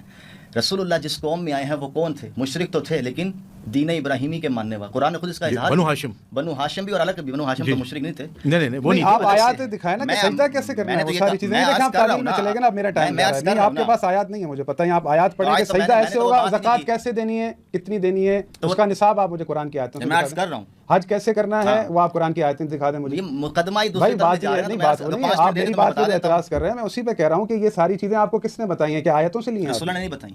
رسول اللہ نے بتائی ہے نا. کیا اگر حضور نے نماز رسول اللہ نے نہیں بتائی؟ سن لیں اگر حضور نے بتائی ہیں تو ابھی سنیوں پہ کفر کا فتویٰ لگائیں کہ وہ نماز غلط پڑھتے ہیں. ابھی دیکھیں آپ بات نہ بتائیں نا، پیغمبر نے ایک نماز ہمارا بتائی ہے، اسی میں اختلاف ہو گیا. جو چیز میرے نزدیک تو سنی شیعہ کی نماز میں کوئی اختلاف نہیں. نہیں، وہ آپ اپنا نزدیک نہ سنائیں نا. آپ دیکھیں کسی بھی جماعت کا آپ ریپرزینٹیو ہیں تو اس کو بتائیں. یہ پتہ کہنا کیا چاہ رہے ہیں؟ یہ کہنا چاہ رہے ہیں کہ قرآن کو نا مفسر اور روایت کے بغیر آپ سمجھ ہی نہیں سکتے. میں مان رہا ہوں نا. عرض امام باقر تبھی تو میں نے تواتر روایت کی بات کی. امام باقر کیا فرما رہے ہیں کہ ہماری باتیں قرآن پہ نہیں. آپ امام باقر کی بات کو سمجھے ہی نہیں نا. اگر آپ سمجھے تو میں وہی سمجھا رہا ہوں. تو دیکھیں بات یہ ہے کہ یہ جو بات انہوں نے کی ہے نا، یہ فقط اس لیے کہ صرف جان چھڑوانے کی ایک بات ہو جاتی ہے. کہیں پر بھی جو ہے نا یہ نماز کو جو ہے نا قرآن سے نہیں دکھا سکتے، حج کو نہیں دکھا سکتے، زکوٰۃ کو نہیں دکھا سکتے، حکم دکھا سکتے ہیں. اللہ رب العالمین نے کہا ہے کہ اطیعوا اللہ و اطیعوا الرسول و اولي الامر منکم. تو جہاں باقی چیزیں رسول اللہ نے بتائی ہیں، زکوٰۃ کا نصاب کیا ہے، حج کیسے کرنا ہے، تمام تر باتیں، احکامات، غسل کیسے کرنا ہے، وضو کیسے کرنا ہے، وہ ساری چیزیں جو بھی ہے رسول اللہ نے بتائی ہیں. تو یہ جو آیت اتری ہے نا اطیعوا اللہ و اطیعوا الرسول و اولي الامر منکم، یہ رسول اللہ خود بتائیں گے کہ تم میں اولو الامر کون ہے. کیونکہ رسول اللہ وہ ذات ہیں جو عالمین کے لیے رحمت بن کر آئے ہیں، اور اللہ رب العالمین نے یہ قرآن پر سب سے بڑھ کر عمل کرنے والے خود رسول اللہ کی ذات ہے. اللہ رب العالمین نے فرمایا ہے کہ کتب علیکم اذا حضر احدکم الموت ان ترک خیرا الوصیۃ للوالدین والاقربین بالمعروف حقا علی المتقین. اللہ رب العالمین نے یہ فرمایا ہے کہ اللہ نے تم پر یہ لکھ دیا ہے کہ جب تمہارا موت کا وقت قریب آئے تو تم وصیت کرو، اور یہ تم پر تمہارے رب کی طرف سے حق ہے. تو جو رسول اللہ آپ کے پاس آئین لے کر آئیں اللہ کا، وہ خود وصیت نہ کر کے جائیں. یہ کس قدر یعنی رسول اللہ کے قرآن کے خلاف عمل کرتے تھے. وہی بات یہ ہے کہ میں آپ سے سوال پوچھتا ہوں، کیا رسول اللہ صلی اللہ علیہ وآلہ وسلم کا وصیت کرنا بہتر تھا یا وصیت نہ کرنا بہتر تھا؟ وصیت کرنا بہتر. وصیت کرنا بہتر تھا. یہ عقلی تقاضا بھی ہے ہمارا. تو بات یہ ہے کہ رہی بات یہ کہہ رہے ہیں کہ قرآن پہ جو انہوں نے اٹھایا کہ بھائی ہمیں خود نے سمجھنا ہے، تو اللہ رب العالمین فرماتا ہے والذی انزل علیک الکتاب منہ آیات محکمات ہن ام الکتاب واخر متشابہات فاما الذین فی قلوبہم زیغ فیتبعون ما تشابہ منہ ابتغاء الفتنة وابتغاء تأویلہ وما يعلم تأویلہ الا اللہ والراسخون فی العلم وما یذکر الا اولو الالباب. اللہ رب العالمین خود فرما رہا ہے کہ اس کے اندر آیات متشابہہ بھی ہیں، محکمات بھی ہیں. واما الذین فی قلوبہم زیغ، جن کے دلوں کے اندر بیماری ہے، کجروی ہے، وہ متشابہ آیت سے کیا کرتے ہیں؟ فتنہ کرتے ہیں، اور چاہتے ہیں کہ حقیقی اس کی وہ لی جائے. وما يعلم تأویلہ الا اللہ، اس کی تعویل اللہ جانتا ہے. والراسخون فی العلم، اب یہ جو آیت اتر رہی ہے راسخون فی العلم، وہ جانتے ہیں اس کی تعویل کو. تو اللہ رب العالمین نے زمین پر کوئی ایسے افراد رکھے ہیں جو اس کی تعویل حقیقی جانتے ہیں، جنہیں اپنے ساتھ رکھا ہے. میں جانتا ہوں اور وہ جانتے ہیں. وما یذکر الا اولو الالباب، اور سوائے اہل عقل کے اس پر کوئی غور فکر ہی نہیں کرتا. تو بھائی جب اللہ رب العالمین یہ فرما رہا ہے کہ اس کی تعویل میں جانتا ہوں اور راسخون فی العلم جانتے ہیں، یہ بات تو مبہم ہے، اس میں نام نہیں ہے قرآن کے اندر. تو یہ راسخون فی العلم کی تشخیص کون کرے گا؟ رسول اللہ کیوں آئے قرآن لے کر؟ بس فقط سنانے کے لیے؟ اس کی تشخیص کون دے گا کہ راسخون فی العلم کون ہے؟ تو رسول اللہ کیوں کہہ رہے ہیں کہ بھائی میں آپ کے درمیان قرآن اور اہل بیت چھوڑے جا رہا ہوں؟ اب یہ بتائیں کہ آیا اس حدیث کو مانتے بھی ہیں یا نہیں؟ یہ تو تواتر کے ساتھ ہے. رسول اللہ نے کیوں فرمایا کہ ترکت فیکم خلیفتین، میں تمہارے درمیان 2 خلیفہ چھوڑے جا رہا ہوں؟ भाई फिर रसूलुल्लाह को क्यों ज़रूरत पड़ी है कहने की मेरे बाद मेरे 12 जानशीन होंगे? तो वो कह रहे मेरे बाद मेरे 12 जानशीन हैं, तो रासिखून फिल इल्म दो अलग अफराद हैं। बिल्कुल नहीं, तो इन चीज़ों को समझें ना, जो मैं चीज़ कह रहा हूँ इस मुद्दा को हल करें। आप देखें, अगर तो इस चीज़ को नहीं मानते, जो मैं दलाइल आपके सामने रख रहा हूँ कि भाई अल्लाह, मैंने इतनी आयतें आपके सामने पढ़ी हैं, आप इस चीज़ को नहीं मानते, अगर आप ये बात कर रहे हैं कि हर चीज़ को जो है ना अगर गर्दान बना लेंगे कि इसमें तवातुर नहीं है और ये नहीं है वो नहीं है, तफसीर का मसला है। बात यह है कि रसूलुल्लाह के बाद रसूलुल्लाह की मसनद का फैसला लोग करेंगे, ये कुरान में कहाँ है? अल्लाह करेगा, ये कहाँ है?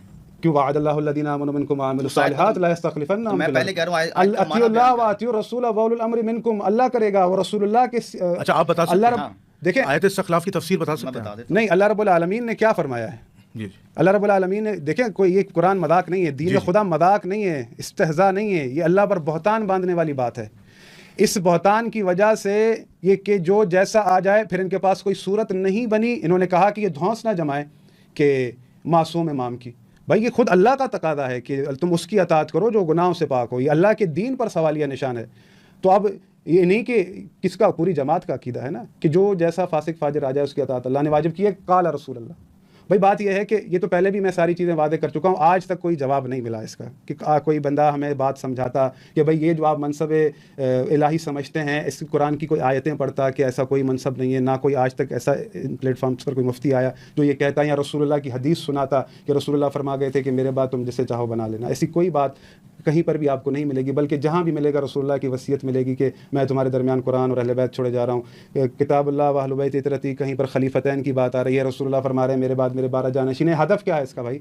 क्यों कह रहे हैं रसूलुल्लाह? तो इस चीज़ को कोई समझना ही नहीं चाह रहा ना कि भाई जब वो रसूलुल्लाह अपने साथ मंसूब कर रहे हैं तो वो बताएंगे ना कि ये कौन है अफराद। ऐसा थोड़ी है कि जो जैसा सिस्टम बनता जाएगा। अब नतीजा क्या निकला? नतीजा ये निकला कि भाई काला रसूलुल्लाह, अब जो जैसा आ जाए। क्यों? इन्होंने इमाम मासूम का इनकार किया और क्या कर दिया कि भाई अल्लाह का हुक्म है, अल्लाह के रसूल का हुक्म है कि भाई अतात करनी है आपने, अल्लाह ने वाजिब की है। तो बात यह है, मुफ्ती साहब बैठे हैं, साहिब इल्म हैं, कुरान को पढ़ने वाले हैं, कारी कुरान हैं। मेरा इनसे सवाल है कि भाई क्या अल्लाह रब्बुल आलमीन ने कोई ऐसा निज़ाम दिया है कि कोई फासिक फाजिर हम पर मुसल्लत ही ना हो, कोई जालिम हम पर मुसल्लत ही ना हो? दीन इस्लाम मैं, चलो थोड़ी देर के लिए मुझे समझ ले, मैं गैर बन के आपसे सवाल करता हूँ। आपके इस्लाम के अंदर अल्लाह रब्बुल आलमीन ने कोई ऐसा निज़ाम दिया है कि जिसमें कोई आपके ऊपर इस तरह का शख्स मुसल्लत ही ना हो? आपके ऊपर यजीद मुसल्लत ना हो, आपके ऊपर आले मरवान मुसल्लत ना हो, आपके ऊपर हज्जाज बिन सक़फ़ी जैसा मुसल्लत ना हो। अल्लाह, आपके इस्लाम में अल्लाह ने क्या निज़ाम दिया बताएं? जी चलो देखें, किबला ने धौंस वाली बात की, मैंने कुरान का तकादा है, तकादा है, कुरान का अल्लाह रब्बुल आलमीन की ज़ात का तकादा है, उसके दीन का तकादा है। वरना आपके दीन इस्लाम पर लोग गैर सवालिया निशान उठा रहे हैं। यूरोप के अंदर, USA के अंदर वो भी चाह रहे होते हैं कि हमारा प्रेसिडेंट ऑनेस्ट होना चाहिए, हमारा प्रेसिडेंट वादा वफा करने वाला होना चाहिए, वो सच्ची बात करने वाला होना चाहिए। लेकिन आप खुद सर्टिफिकेट दे रहे होते हैं जो ऐसा भी आ जाए इट्स ओके, और कहाँ मंसूब करते हैं काला रसूल अल्लाह। तो क्या ये कुरान के मुखालिफ बातें नहीं? मैं अर्ज़ करता हूं किबला, जो मैंने धौंस की वजाहत कर दूं वो कोई आइमा की तरफ ना ले जाए। मुफस्सिरीन का बार बार जो किबला नाम ले रहे थे उसके हवाले से कहा कि कौल मासूम हुज्जत होता है, कौल मुफस्सिर हुज्जत नहीं होता। उसके लिहाज से धौंस का लफ्ज़ बोला। अल्लाह के हाथ जो मासूम है सराखों पर, चाहे वो मौला अली ही क्यों ना हो, इख्तलाफ उनकी इस्मत और उनकी तकर्ररी का है, ना कि उनके हुज्जत होने का। किबला ने जो सारी बातें इरशाद फरमाई है, इस्लाम का सियासी निज़ाम, इसके ऊपर जहाँ तक ये बात का कुरान मजीद ने भी इसको वाज़े किया, अहादीस में बात वाज़े है कि अम्रुहुम शूरा बैनहुम, कि मुसलमानों का जो नज़्म है, वो सियासी नज़्म हो, वो मुआशी नज़्म हो, जो भी मुसलमान कोई नज़्म बनाएंगे वो बाहिमी मुशावरत से बनाएंगे, ये कुरान ने वाज़े कर दिया है। अब उसके आगे जो तफसीलात आपको मिलती हैं, कुरान ने जुल्म उद्वान के खिलाफ जिहाद करने की बात की है कि तुम जिहाद करो यहाँ तक कि फितना ख़त्म हो जाए, यहाँ के जुल्म उद्वान के खिलाफ वो जिहाद और अदल कायम हो जाए। तो किबला ने जो बात की ना कि यजीद मुसल्लित ना हो, हुज्जाज बिन यूसुफ मुसल्लित ना हो, किसी ने जिहाद नहीं किया तो ये उसका कसूर है ना, सुन्नियों का या शियों का कसूर नहीं है। मसला ये है जो इन्होंने बात की कि कुरान और सुन्नत में वाज़े तौर पर मौजूद है कि जुल्म उद्वान के खिलाफ आप जिहाद करेंगे, फितने को रोकने के लिए आप जिहाद करेंगे, मुसलमानों का सियासी अमीर बाहिमी मुशावरत से आएगा, तलवार के ज़ोर पर। ये बार बार खिलाफ दे राशदा के यजीद हो या उसके आबा हो, सब तलवार के ज़ोर पर आए हैं। खुद कह रही है, मैं कह रहा हूँ सब तलवार के जोर पर आए हैं। हजरत अबू बकर से सैयदना हसन तक आज़ादाना राय ली गई, किसी पे जोर ज़बरदस्ती इख्तिलाफ तो रहा है, तो जोर ज़बरदस्ती नहीं की ना। मौला अली ने अगर उस रिवायत को मान लें कि 6 महीने बैत नहीं की तो पीछे का बंदे भेजे थे, सही सनद रिवायत बताए ना। अच्छा, साद बिन उबादा ने बैत नहीं की, सही सनद रिवायत लेकर पीछे बंदे भेजे थे, ठीक है ना। और आप देख लें कि इमाम हसन ने जब सुलह की है तो मामला कैसे बिगड़ा।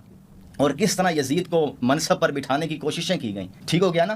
تو ہمارے شیخین پر یا ختنین پر جو بات کی جاتی ہے, دیکھیں سوال یہ ہے کہ یہ کام لوگ کریں گے, وہ حدیث اور آیت بتا, میں آیت بتائیے نا, امرہم شورا بینہم, اس سے بتائیں گے. جی مسلمان کوئی بھی نظم قائم کریں گے باہمی مشاورت سے کریں گے. اچھا باہمی مشاورت. اچھا یہاں ایک بڑا اہم سوال ہے, اہل تشیعوں کا اعتراض ہے. میں نے کہا میں ہی سوال کر لیتا ہوں. اگر آپ کہتے ہیں کہ حضرت ابو بکر صدیق رضی اللہ تعالیٰ کو مشاورت سے بنایا گیا سقیفہ بنی سعدہ میں, لیکن جب حضرت عمر کی اپوائنٹمنٹ ہوئی ہے تو وہ حضرت ابو بکر نے کی ہے, اس کی قرآن و سنت میں کیا دلیل ہے؟ اب دیکھیں دو اس پہ مشاورت ہے, عرض کر دیتا ہوں نا. جی. دو چیزیں ہیں کہ پہلے مقدمے کو ہم نے ثابت کرنا ہے. تفصیلات تو روایتوں میں آتی ہے نا. مقدمہ ہی باطل ہوگا تو روایت کو کیوں ہم پیش کریں؟ میں نے امام مبین پر اس لیے کہا تھا مقدمہ ہی باطل ہو رہا ہے, اس لیے ہم روایت پر کیوں جائیں. اچھا ٹھیک. مسئلہ یہ ہے کہ چونکہ روایت کا آپ نے حوالہ دیا, اسی بخاری میں آپ اٹھا لیں کہ حضرت ابو بکر نے مشورہ کیا ہے ایوان نمائندگان سے. اچھا. اور وہاں پر لوگوں نے یہ کہا ہے کہ آپ ایک ایسے شخص کو ہم پر مسلط کریں جو غصے کا تیز ہے. تو یہ مشورہ ہو رہا ہے تو رائے دی جا رہی ہے نا. تو مشورہ تو ہوا ہے, دھونس نہیں چڑھائی گئی, امپوز نہیں کیا گیا, آزادانہ طور پر رائے لی گئی ہے اور اسی روایت میں موجود ہے. ایک سوال میں مفتی صاحب سے آج فتویٰ لکھواؤں گا. آج تو انہوں نے پھڈا ہی حل کر دیا, سارے مسئلے آج انہوں نے حل کر دیے. اب جائے کہ بندہ پوزیشن لے لے, اپنی یہ پوزیشن لے لے. انہوں نے فرمایا کہ وامرہم شورا بینہم, مسلمانوں کے معاملات جو ہے نا شورا حل کرے گی. شورا نے مطلب اس مسلمانوں کے اجماع سے یزید خلیفہ بنا تھا, تلوار کے زور پہ بنا تھا. نہیں شورا سے نہیں بنا تھا. کس نے آپ سے کہا کہ تلوار کے زور؟ آپ تاریخ اٹھا لیں, انکار کر رہے ہیں اسٹیبلش تاریخ کی ریفرنس ہے آپ کے پاس؟ بالکل. آپ تبری اٹھائیں, ابن اسیر اٹھائیں, تاریخ ابن کثیر اٹھائیں, ہر جگہ بخاری اٹھائیں, مروان ابن حکم اپنے بادشاہ کی. تھوڑا سا کراس کوسچننگ بھی کرنے دینا ساتھ ساتھ. اب یہ جو معاملہ ہوا ہے یہ شورا کے خلاف ہوا ہے, لیکن پھر جن لوگوں نے بیعت کی تو ان کے اوپر کیا پھر وہ آئے گا؟ تو میں نے آپ سے کہا کہ فتویٰ لگا. بات وہ نہیں ہے, بات یہ ہے کہ جو آپ دین بیان کر رہے ہیں, دیکھیں میرے بات سنیں نا, یزید کی بیعت تو صحابہ نے بھی کی, اس کو بنانے والے بھی خود ایک صحابی ہیں. تو کیا یہ طاقت, اب فتویٰ ساتھ ساتھ دیتے جائیں نا, میں سوال کرتا جا رہا ہوں. تو جو بنا رہے ہیں طاقت کے زور پر, ان کے لیے کیا پھر اسلام کیا؟ میں عرض کر رہا ہوں نا, مجھ سے فتویٰ لکھوا لیں, میں بھی ایک فتویٰ لکھواؤں گا. نہیں وہ آپ جو ہوگی, میں مفتی نہیں ہوں نا, آپ مفتی ہیں, میں مفتی نہیں ہوں. ہمارے یہاں فتویٰ ہر بندہ تھوڑی لکھتا ہے. آپ یہ بتائیں کہ پھر جو آپ نے بات خود کہی ہے, میں نے نہیں کہی یہ بات, آپ نے بات کہی ہے کہ پھر جو بھی جس طرح سے بھی ہوا ہے, تو یہ جن لوگوں نے کام کیا کہ آیا وہ اللہ کی مخالفت کی ہے آیت کی, یا پھر جو کم کام کیا وہ ٹھیک کام کیا؟ میں عرض آپ کے سامنے وہی کر رہا ہوں, رائے دینے کا میں رائے دے لوں گا, مسئلہ نہیں ہے. میں نے آپ سے رائے مانگی تھی, آپ نہیں بولے تھے. نہیں, جو آپ چیز بیان کر رہے ہیں وامرہم شورا بینہم, اس سے یہ بتائیں کہ مسلمان اپنا حاکم اس سے بنائیں گے شورا کے ذریعے سے. تو بتا دیا نا کہ آقا علیہ السلام, اس میں بھی تو آپ حدیث لائیں گے نا. کیسے وامرہم شورا بینہم کا مقصد کیا ہے کہ دیکھیں جس کی اطاعت ہم نے کرنی ہے اور اللہ کی طرف سے واجب ہے, وہ ہم شورا سے بنائیں گے. دیکھیں کتنے لوگ شورا سے بنے آج تک. شورا کہاں گئی؟ ایک ہی جو ہے نا حضرت عمر نے شورا بنائی, جس سے حضرت عثمان بنے. اس کے بعد شورا کہاں ہے؟ یزید شورا سے بنا ہے. مولا علی شورا سے نہیں بنے. نہیں, مولا علی کو تو لوگ خود آئے ہیں نا, تو اس کو کیا کہیں گے؟ وہ شورا نہیں ہے نا, وہ تو شورا کمیٹی ہوتی ہے نا, آپ جس کو کہتے ہیں. دیکھیں پھر پہلے نہیں, حضرت ابو بکر بھی نہیں, حضرت دیکھیں اس وقت کیا لوگوں کو آیت کا پتہ نہیں تھا جب حضرت ابو بکر بنے تھے, وہ بھی شورا سے نہیں بنے نا. شورا سے بنے نہیں, تو حضرت عمر کہہ رہے ہیں کہ یہ جو کچھ ہوا تھا غلط ہوا تھا. کیا غلط ہوا تھا؟ یہ فلتا تھا جو حضرت ابو بکر خلافت بخاری میں لکھا ہے. بات کو سمجھیں آپ, اصل میں لفظ کے اوپر بحث آ گئی ہے, میں نے اس لیے کہا تھا. دیکھیں امرہم شورا سے بینہم مراد لوگوں کی امور, نہ کہ اللہ جس کی اطاعت کر رہا ہے انسان اس میں شریک ہے. یہ تو اللہ کے ساتھ شرک ہے. میں نے دو لفظ بولے تھے, شورائی نظام, آپ شورائی نظام جو ہے تلوار کے زور پر نہیں, آزادانہ تلوار کے زور پر. دیکھیں نا جن لوگوں نے اس نظام کو بدل دیا, جو بقول آپ کے, میں اس چیز کو مانتا ہی نہیں ہوں, وہ تو ایک بڑی طویل بحث کی طرف ہم چلے جائیں گے. تو یہ جو نظام بدلا گیا, تو پھر ان لوگوں کے بارے میں آپ کیا رائے کہ جو انہوں نے قرآن کی مخالفت کی, شورا کے نظام کو بدل دیا؟ نہیں, آپ نے جب قرآن کی مخالفت, ہم ان کی غلطی بیان کر رہے ہیں. یہ غلطی بیان کر رہے ہیں. اچھا جی بسم اللہ. میں کہہ رہا ہوں نا کہ قرآن مجید اگر کسی کو سمجھ نہیں آیا, قرآن مجید اگر یہ یزید کی بات کر رہے ہیں, قرآن مجید اگر کسی کو سمجھ نہیں آیا تو اس کی تفسیری غلطی. بھائی یہ غلطی کا لفظ انہوں نے کہا, ٹھیک ہے نا, کہ ان سے غلطی ہوگی. کن سے؟ آپ نے بھی کہا نا کہ جنہوں نے یہ چیز کی کہ بھائی اس نظام کو یزید کو کھڑا کیا, جنہوں نے یزید کو کھڑا کیا. وہی کہہ رہے ہیں نا بھائی, جو شورا اللہ نے کہی تھی اس طریقے سے بنا اور مخالفت میں چلے گئے, تو قرآن کی مخالفت ہوگی. جنہوں نے یزید کو کھڑا کیا تھا ان سے غلطی ہوئی. ہاں یہ آپ نے کہا. ہاں میں یہی کہہ رہا ہوں, جو مقصد جو کھڑا ہوا تو قرآن کی مخالفت میں, جنہوں نے اس کی بیعت کیا, تو جو قرآن کی مخالفت کرتا ہے اس کے لیے اللہ نے قرآن میں کیا کہا؟ اللہ تعالیٰ نے قرآن مجید میں اس جگہ پر بھی بیان کیا کہ فتنہ, جب فتنہ سامنے آ جائے تو بعض اوقات کیا کہتے ہیں, وہ کہا آیت سن لینا, آیت تو پڑھے نا ساتھ, کہاں قرآن میں آپ قرآن اللہ کی بات کریں. جنید بھائی آج 2 گھنٹے اور بیٹھیں گے, آیت تب پڑھے نا ساتھ ساتھ. یہ امام باقر کے اس قول کا مطلب بیان بھائی, وہ میں بات دیکھو, آپ ہدف سے نہ ہٹے نا, آپ آیت جنید بھائی 1000 آیتیں بھی پڑھ جاؤں گا, خدا کا مدعا ہوا میں ہی ہے. خدا کا مدعا میں بیان کر رہا ہوں, خدا کا مدعا میں نے قرآن کیا, پھر خدا کا مدعا میں نے بیان کیا ہے, نظر انداز کیا اور خبر واحد کو قاضی بنایا, نظام ہدایت کو میں نے بیان کیا ہے. آپ قرآن کو پڑھیں, قرآن مجید میں کیا کہتا ہے, علماء کو میں نے بیان کیا ہے. آپ دیکھیں بات سے موضوع سے نہ ہٹیں، آیت استخلاف موضوع سے آپ نہ ہٹیں، سنیں آیت استخلاف میں موضوع سے نہ ہٹیں نا، ہمارا کلام کو ہٹایا دیکھیں اور استخلاف کا معنی ہی بدل آپ دیا. پہلے غلطی کہہ کے پھر اب کہہ رہے ہیں کہ نہیں اللہ نے قرآن میں، آپ ان کو غلطی بھی کہہ رہے ہیں. اب اللہ نے جو قرآن میں کہا ہے وہ آیت پڑھ کے میں عرض کر رہا ہوں نا بھی آیت پڑھنے کا تب فائدہ ہے جب آیت کا مدعا پہلے یہ بتائیں کیسے واضح ہوگا. کیا مقصد؟ تو جو میں یہ کہہ رہا ہوں میرے نزدیک تو انہوں نے ساری آیتوں کی تفسیر ہی غلط کی ہے. بھائی غلطی کا کہہ کر اب یہ کون سی آیت پڑھنا چاہ رہے ہیں وہ میں سننا چاہتا ہوں. تو بتا دیا نا کہ امرہم شورا بینہم کے خلاف جو بھی آیا وہ غلط آیا. یہاں پہ ایک پوائنٹ تو آپ کہہ رہے ہیں نا کہ اب اللہ نے جو ہے نا کہا ہے کہ جہاں فتنہ ہو وہ جہاں فتنہ. مجھے اجازت دیجیے گا، ایک بڑا اہم چیز رہ جائے گی. دیکھیں اس چیز کو کلیئر کروائیے گا، جہاں فتنہ ہو تو ایک اور کنڈیشن. دیکھیں اس میں ایک چیز، ایک بڑا اہم پوائنٹ رہ گیا، میں چاہتا ہوں وہ عوام الناس کے آگے رکھیں.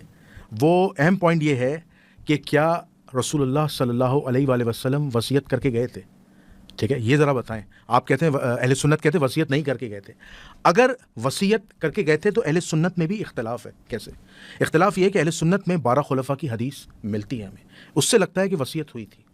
قرطاس کے موقع پر حدیث کے مفہوم سے ہمیں ملتا ہے کہ وصیت نہیں ہوئی تھی. یہ دو بڑی کانٹرڈکشن ہے، اس کو ذرا کلیئر کریں پلیز. دیکھیں میں نے شروع میں ایک بات عرض کی تھی، قبلہ بار بار ناراض ہو رہے ہیں.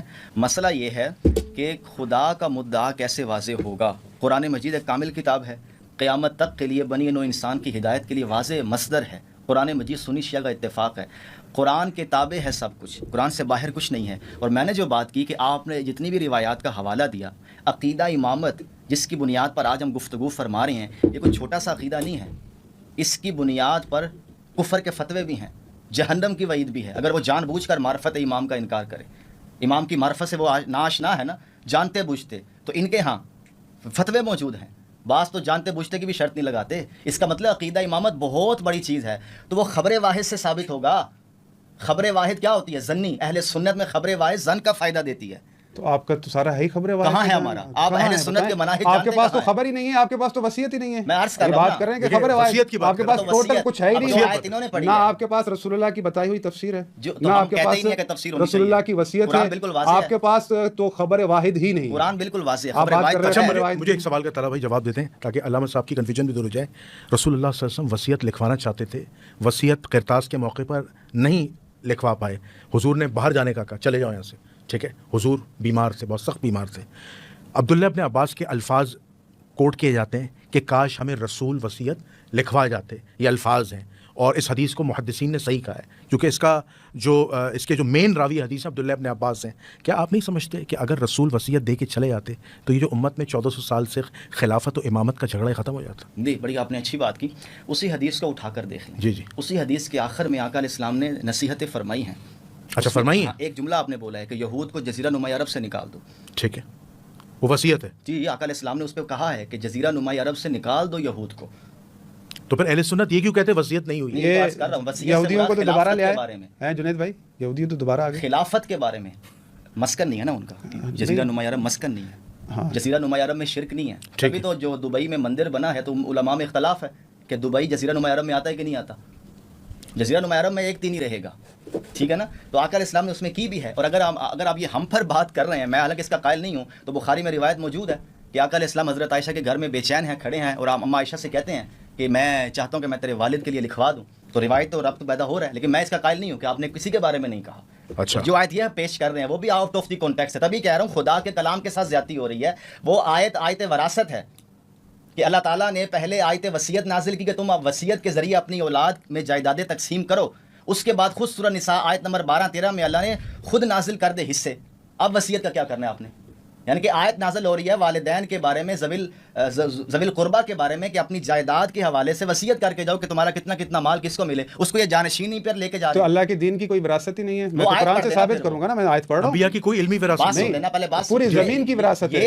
پوری زمین کی. میں آیت میں نے کہا مدعا خدا کا بات ہو رہی ہے کانٹیکس میں، بات ہو رہی ہے جائیداد کی وصیت کی. یہ لے جا رہے ہیں جانشین کی وصیت پر. خود سے خدا کے منہ میں اپنی بات ڈال. دیکھیں جو بھی جنید بھائی میرے سوال ہیں ان کا جواب لے لیں. امام باقر کے قول کی وضاحت نہیں آئی. نہیں ہزار آیتیں بھی سنا. اچھا وصیت کا مسئلہ تو حل کریں. میں نے کر دیا نا. آقا علیہ السلام نے کوئی وصیت نہیں، کوئی جانشین کے حوالے سے کوئی وصیت امت کو ایسی چھوڑ دیا. ایسی کا مطلب چھوڑ دیا. امت سے مراد یہ کہ لوگوں پہ چھوڑ دیا کہ وہ اپنا خلیفہ خود چنے. قرآن نے اصول بیان کیا ہے نا، امرہم شورا بینہم. اچھا وہ آپ نے بتایا. آقا علیہ الصلوۃ والسلام رسول اللہ لوگوں پر چھوڑ گئے. باہمی مشاورت سے مسلمان اپنا امیر چنیں گے، جس کو آزادانہ آپ کہہ لیں، ایک آزادانہ انتخابات کہہ لیں. اور جنہوں نے بیعت نہیں کی ان کے خلاف کوئی عبداللہ ابن عمر کا ایک بڑا قول بتاؤں بخاری کا، کیونکہ بخاری کی بات چل رہی ہے. جی جی. وہ عبداللہ ابن عمر نے کہا ہم نے یزید کی بیعت اللہ اس کے رسول کے نام پر کی ہے. آپ مانتے ہیں اس بات؟ نہیں، میں اس بات کو نہیں مانتا. عبداللہ ابن عمر صحابی رسول، آپ کے صحابہ جو ہیں وہ عادل ہیں نا. صحابہ روایت حدیث میں عادل ہیں. کئی ہزار احادیث محدث سے نقل کی. ہر مسئلے میں عادل نہیں ہے، روایت حدیث میں عادل ہے. یہ مسئلہ بھی سنیے. نہیں تو پھر یہ بھی مسئلہ حل ہو گیا نا کہ وہ حدیث ستاروں والی، پھر وہ تو ان کا روایت. چلو اچھا بھائی مان. میں تو 2 سال پہلے. اچھا میں اپنا ایک سوال کرنا چاہوں گا جنید بھائی. دیکھیں جو چیزیں میں نے بیان کی، آیات جو قرآن سے استدلال پیش کیا، اس کے رد میں چلو آیات کے ذریعے سے ہی جو ہے نا رد پیش ہوتا تو مجھے مزہ آتا ہے. بات یہ ہے کہ دیکھیں ہم بچے نہیں ہیں چھوٹے سے، اور یہ سوال کرنا کوئی گناہ نہیں ہے. اگر تو میں ان کی بات مان لیتا ہوں کہ یہ معاملہ جو ہے خلافت کا رسول اللہ لوگوں پر چھوڑ گئے، وامرہم شورا بینہم یہ لے کر آئیں، تو پھر امیر المومنین نے وامرہم شورا اس کا یہی مصداق تھا، تو 6 مہینے کیا قرآن کی مخالفت کی تھی ان کے بقول؟ کیونکہ ہم تو اب نہیں مانتے نا. 6 مہینے تک کیا قرآن کی مخالفت کی؟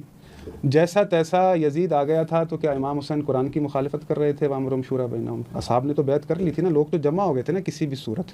تو اس میں اللہ رب العالمین نے ہمیں اس کنڈیشن میں کیا نظام دیا ہے؟ کوئی آیتیں پڑھ کے سنا دیں. وہ جو آیت یہ سنا رہے تھے، دیکھیں یہ اس قدر مہم مسئلہ ہے کہ اللہ کے رسول فرما رہے ہیں کہ من لم یعرف امام الزمان ہی مات میتۃ جاہلیہ، کہ جو بھی اپنے وقت کے امام کی معرفت کے سوا دنیا سے گیا وہ جاہلیت کی موت مر گیا. تو ہر مومن کے لیے یہ ضروری ہے وہ پہچانے کہ اس کا امام کون ہے. یہ مشخص کون کرے گا؟ یہ خود میں ڈھونڈوں گا، خود بناؤں گا، پھر کہوں گا کہ اس کی معرفت کے سوا اگر میں مرا تو میں جہنم میں جاؤں گا، جاہلیت کی موت مروں گا. بھائی بات یہ ہے کہ رسول اللہ صلی اللہ علیہ وآلہ وسلم اب جو آپ کو چیز دے رہے ہیں کہ من لم یعرف امام زمانہ مات میتۃ جاہلیہ، تو اس میں ایک پیچھے بڑا ایک ہدف ہے کہ میں جس امام کو پہچانتا ہوں، جس کی میں معرفت رکھتا ہوں، تو یقیناً اللہ کی طرف سے میرے پاس حجت ہے نا. تو اگر میں اس کی معرفت رکھوں گا تو میں جاہلیت سے بچ جاؤں گا، جاہلیت کی موت سے بچ جاؤں گا. تو یقیناً اس بات میں ہی یہ شامل ہے کہ یہ منصب منصوص من اللہ ہے. یہ جو کہہ رہے ہیں کہ بھائی بات امرہم شورا بینہم، یہ سوال مجھے آج تک اس کا جواب کسی نے نہیں دیا. بھائی بات یہ ہے کہ جب امیر المومنین نے اعتراض کیا حضرت ابوبکر کے سامنے کہ آپ خلیفہ بن گئے، مجھ سے پوچھا تک نہیں. اب یہ کیسی شورا تھی جس میں علی جیسا فرد نہیں تھا، جس میں سیدہ فاطمہ الزہرا نہیں تھی، جس میں امام حسن نہیں تھے، جس میں امام حسین نہیں تھے؟ یہ کیسی شورا تھی؟ تو بات یہ ہے کہ حضرت ابوبکر کو یہ کہنا چاہیے تھا کہ بھائی اللہ نے کہا ہے وامرہم شورا بینہم، اور لوگوں نے مجھے بنا لیا، لوگوں کے اس سے میں بن گیا، آپ کیوں اعتراض کرتے ہیں؟ بھائی اس امرہم شورا میں علی کہاں ہیں؟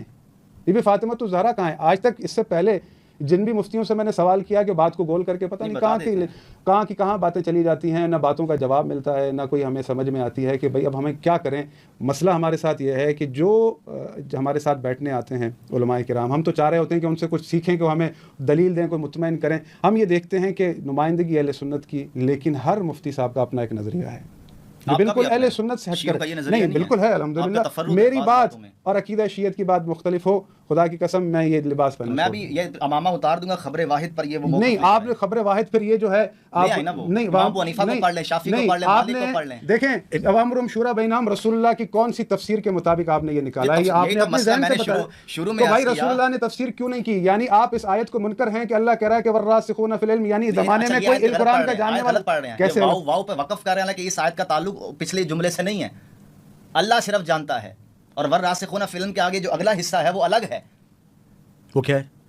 میں حافظ کس طرح سے بیان فرما دیں. یہ انہوں نے واو میں جو واو کو اللہ کے ساتھ ملا دیا ہے، اور یہ انہوں نے ترکیب نہیں، راسخون فی العلم کیا ہے؟ نہیں، آپ راسخون فی العلم کیا ہے؟ نہیں، آپ ترکیب جو ہے میں سمجھتا نہیں، آپ یہ بتائیں تو راسخون فی العلم کیا ہے یہ بتائیں. سن لینا، آپ اس کو چھوڑیں نا، چلو میں نے مان لیا اللہ جدا ہے، کہہ رہے ہیں کہ جواب نہیں آتا، جواب نہیں، ہمیں بھی جواب اللہ جدا، میں نے مان لیا ہمیں بھی جواب راسخون فی العلم کو کس اصول پر اس بھائی میں نے آپ کی بات مان لی نا، اللہ کے ساتھ نہیں ہے. راسخون علم نہیں، کیا غلطی پھر مان کیا رہے ہیں؟ نہیں تو آپ بتائیں نا راسخون علم کیا ہے؟ اگر آپ سچے ہیں تو آپ بتائیں. پھر آپ پہلے بتا دینا، آپ صرف جھوٹا وقت ضائع کر رہے ہیں. آپ وقت ضائع کر رہے ہیں کہ ہم یہاں پر قرآن کی ترکیبات کریں، نہ کہ جو سننے والوں کو سمجھ میں آتی ہے. آپ بتا دیں کہ اللہ رب العالمین نے یہ فرمایا ہے.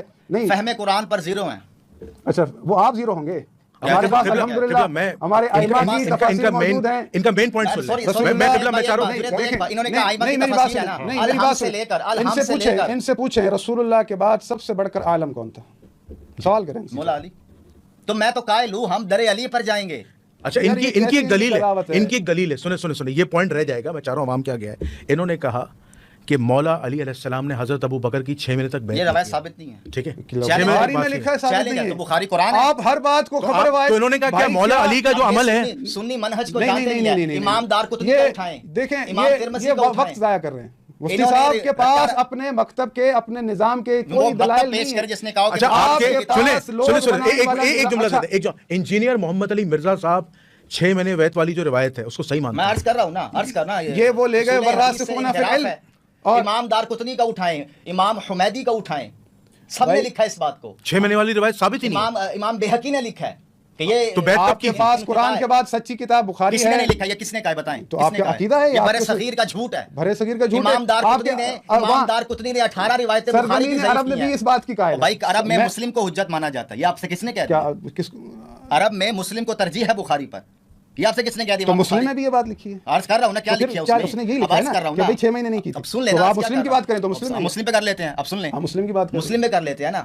اس روایت کے اندر میں نے جو پہلے بھی بات کی ان سے، اس روایت کے اندر جو الفاظ موجود ہیں سارے طرق اٹھا کر دیکھ لیں. اس کے مد مقابل صحیح و سند روایات موجود ہیں کہ مولا علی نے تیسرے دن بیعت کی جب آقا علیہ السلام کی تجہید و تکفین سے فارغ ہوئے، اس وقت تک معاملہ وہیں پر تھا. کتاب کا ریفرنس دے سکتے ہیں؟ سنن الکبریٰ للبیہقی، اس کے اندر روایت سند پیش کریں. صحیح سند ہے. نہیں سند صحیح سند ہے. صحیح آپ ترکیب کرتے ہیں. میں سند نہیں آپ مجھے یار آپ دیکھیں نا، بات سن لیں. آپ جو مشہور میں نے اپنی کتاب میں وہ روایت نقل کیا. دیکھیں میری بات سنیں، یہ بات کرتے ہیں خبر واحد پہ عقیدہ نہیں آئے گا. ان کے علماء عقیدہ نہیں ہے، جمہور اہل سنت کا یہ عقیدہ ہے کہ امیر المومنین نے 6 مہینے بیعت نہیں کی تھی. جمہور اہل سنت. یہ آپ اپنی ذاتی رائے لے کر آئے ہیں. ویسے میں ان کو آیت بھی پیش کر رہا ہوں اور یہ کہہ رہے ہیں کہ نہیں خدا کا مدعا کیسے. آپ بتائیں خدا کا مدعا. آپ کے ابن حجر اسقلانی اور یہ ساری چیزیں آپ کے پاس جو آج تک چیز رائج تھی، اب یہ بخاری مسلم سے بھی ہاتھ اٹھا لیے انہوں نے. ان کے سارے مورچے نہیں آپ نے کیوں اٹھایا؟ آپ اس کو قرآن کے بعد سچی کتاب کہتے ہیں، آپ آ جا کر اس کے ہاتھ اٹھا لیے. نہیں آپ مجھے دیکھیں، میری بات سنیں، ایک آیت ہو نا تو پھر مسئلہ ہے. ان سے پوچھیں کہ یہ جو قرآن کی آیت ہے وَيَقُولُ الَّذِينَ كَفَرُوا لَسْتَ مُرْسَلًا قُلْ كَفَىٰ بِاللَّهِ شَهِيدًا بَيْنِي وَبَيْنَكُمْ وَمَنْ عِندَهُ علم الكتاب. اس کا ہدف کیا ہے؟ سورۃ الرعد کی آیت نمبر 43 امیر المومنین سیاق کلام میں اہل کتاب اللہ کافروں سے مخاطب ہے. وَيَقُولُ الَّذِينَ كَفَرُوا لَسْتَ مُرْسَلًا. امیر المومنین خود کہہ رہے ہیں کہ یہ میری سب سے بڑی فضیلت ہے. امیر المومنین تو پھر آپ سر دین سے ہاتھ اٹھا لیں. آج سارے دین آپ نے جو باتیں رسول اللہ سے سنی، آپ نے جو دین سنا رسول اللہ سے سنا. یار یہ کیسی باتیں کر رہے ہیں؟ مجھے تفسیر بیان کریں. جنید بھائی یہ بچکانہ باتیں کر رہے ہیں. آپ یہ مجھ سے کہہ رہے ہیں آپ نے مولا علی سے سنا ہے، تو انہوں نے جو دین ان کے پاس ہے انہوں نے رسول اللہ سے سنا. شروع سے وہی بات ہے. چلے اس کی تفسیر تو بیان کر رہا ہوں نا. قرآن مجید کو سمجھنے کا بار بار میں عرض یہ کر رہا ہوں، یہ بات 4 گھنٹے تک بھی ہو جائے. علامہ طباطبائی کی ان کی تفسیر ہے. بھائی دیکھیں جنید بھائی، ہمارا موضوع ہے خلافت و امامت. جی بالکل. یہ نظام ان سے آپ اللہ کے رسول اور قرآن سے ثابت کروائیں. جی میں چاہ رہا تھا اس کو اچھے طریقے ہمارے نزدیک اسلام نے کوئی نظام میں کہہ رہا تھا اس کو کنکلوڈ تو بھائی امرهم شورا آج ان کو جو ہے نا سارے مل کے آج سارے مل کے امرهم شورا امام اہل سنت والجماعت کس نظام خلافت کو مانتے ہیں، اصول بیان کر دیں. اور یہ آج ان سے کہیں کہ آج آیت موجود ہے نا امرهم شورا بینہم، تو بسم اللہ امام مہدی بنا لیں جو سب تمام پوری امت کا ایک خلیفہ ہو. آج کیوں نہیں بناتے؟ تو جو نہیں بناتا اس سے پوچھیں نا. اچھا تو اب پوری امت سے پوچھ رہا ہوں نا میں آپ کے ذریعے سے. آپ بتائیں نا بھائی کیوں نہیں ہو رہا؟ آپ اس نظام کو نہیں مانتے نا. آپ تو اس نظام کو نہیں مان رہے نا. تو بھائی یہ ہے کہ بھائی یہ نظام اللہ کی طرف سے نہیں ہے تو ہم کیوں انتظار کریں؟ پھر ہم بنا لیں خود، یا جنید بھائی خلیفہ بن جائیں یا یہ بن جائیں. عرض کر رہا ہوں نا ہمارے یہاں ایک اور روایت بھی موجود ہے، علیکم بسنتی وسنت الخلفاء الراشدین المہدیین. یہ مہدی کے لفظ کے اوپر جو اتنا بحث کیے جا رہے ہیں. اچھا ابھی ان سے میں نے پوچھا سوال کر لیا عالم کون ہے؟ امیر المومنین عالم ہے نا. تو امیر المومنین عالم ہیں، حضرت ابو بکر خلیفہ ہیں، تو ہدایت کون کرے گا؟ میں عرض کر دیتا ہوں. حضرت ابو ایک خلیفہ موجود ہیں تو جس سے ہدایت لینی ہے. اب یہ تو آپ دیکھیں نا کتنا بڑا کانٹرڈکشن ہے.